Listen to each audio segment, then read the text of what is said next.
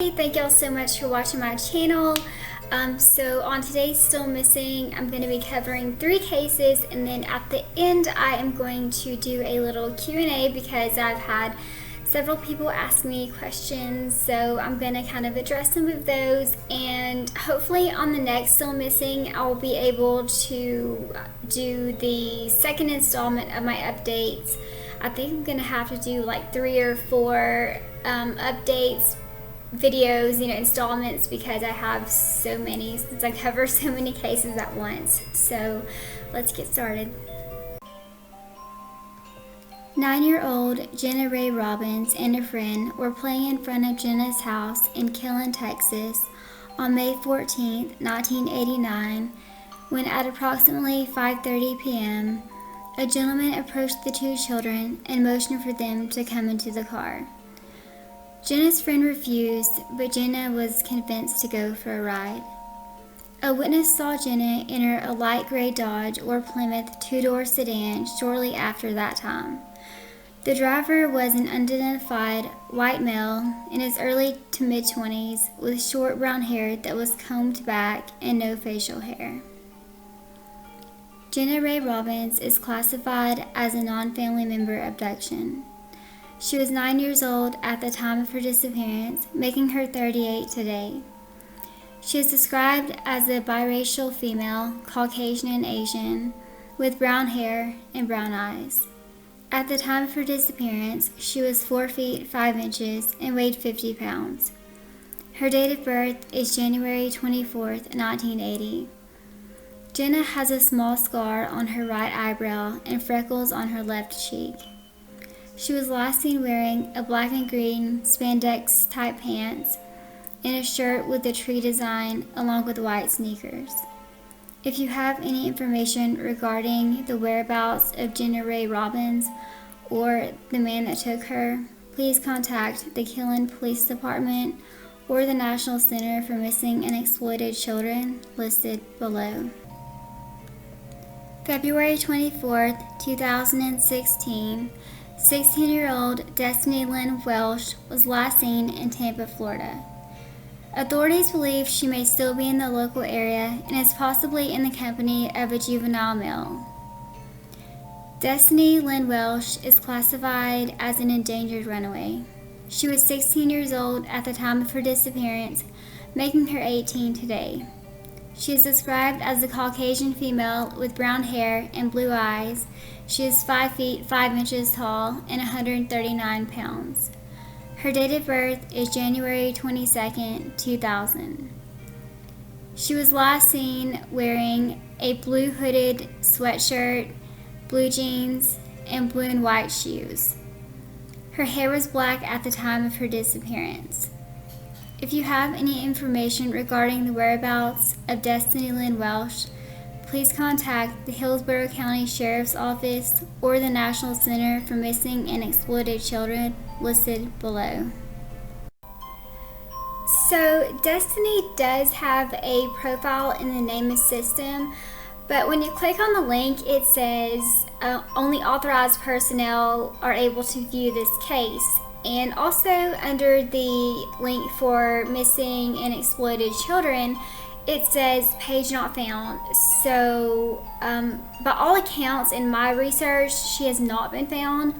So do y'all know what that means? If anybody does, please drop it below, because I have absolutely no clue. And this is the second case that I've come across that says only authorized personnel. So I'm wondering if they have possibly found her, or they're comparing her to a doe and kind of don't want the link up there anymore, if they're notifying family. I have no clue. So if y'all know, please let me know.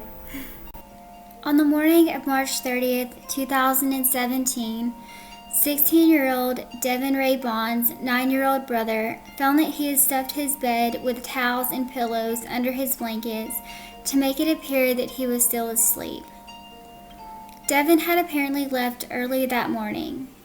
His phone was pinged at 4:30 a.m. walking along Bearfield Crescent Road in Murfreesboro, Tennessee. Devin had expressed interest in running away and had packed a bag prior to leaving. He has not been seen or heard from since, and searches for him have not been successful. His whereabouts remain unknown. Devin Ray Bond is classified as an endangered runaway. He was 16 years old at the time of his disappearance, making him 17 today. He is described as a Caucasian male with brownish blonde hair and brown eyes. He is 6 feet tall and 160 pounds. His date of birth is December 27th of 2000. He has no known nicknames or aliases. He was last seen wearing a gray t-shirt with khaki pants. He may have been carrying a black Nike bag with a drawstring with a red and gray North Face pullover jacket, and he possibly had on a white Nike hooded sweatshirt and khaki pants. He was wearing either brown Timberland boots or black Nike sneakers. If you have any information regarding the whereabouts of Devin Ray Bond, please contact the Rutherford County Sheriff's Office or the National Center for Missing and Exploited Children listed below. What made you want to start making these types of videos? What made me want to start making these videos, I stumbled across a video by Lord Arts, and I think he's just absolutely amazing. And if y'all have not seen his channel, I will link it below because he's awesome. His format's a little different from mine, but he still harbors the same respect for the families and doesn't really like throw out all these crazy theories about it. So he's just kind of like direct and straight to the point. So that is what kind of got me started. Just thinking, hey, I want to impact and help out in any way I possibly can. What do you feel like makes your channel different from other channels that cover missing person cases also? What I think makes my channel different from others that also cover missing person cases is the fact that I have a medical background, so I'm able to kind of give a little more insight into some mental health disorders and diseases, like some mental statuses that I see, like in the Brandon Lawson case in the 911 call. It is very clear to me that he is suffering from a head injury of some sort, because I've seen it before. So that, and as y'all know, I'm with a law enforcement officer, so I always ask him like, hey, what do you think about this case? Or, what do you think happened here? So I get that kind of insight too. And I do cover 3 to 5 cases because that is 3 to 5 less, on the list of getting it in people's ears. So I try to cover as many people as I can in a video and still keep y'all's attention at the same time. Is there a certain case that you're super tied to? No, there is not a particular case that I am partial to over any of the other ones. I care about every single case that I cover. Each person means everything to me that I cover. So I want to see closure for all of them.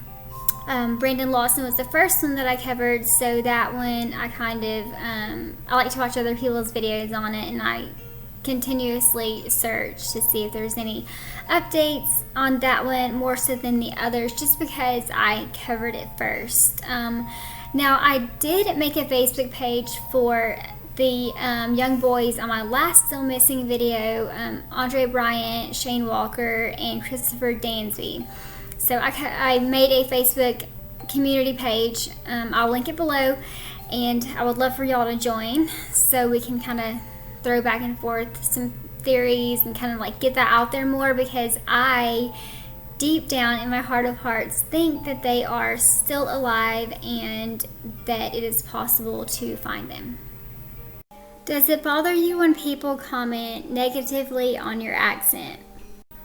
Does it bother me when people comment on my accent? No, it does not. I'm from the South, so I will forever have my Southern accent. I cannot control it, although I do try to slow my speech down when I'm doing my voiceovers so y'all can understand what I am saying.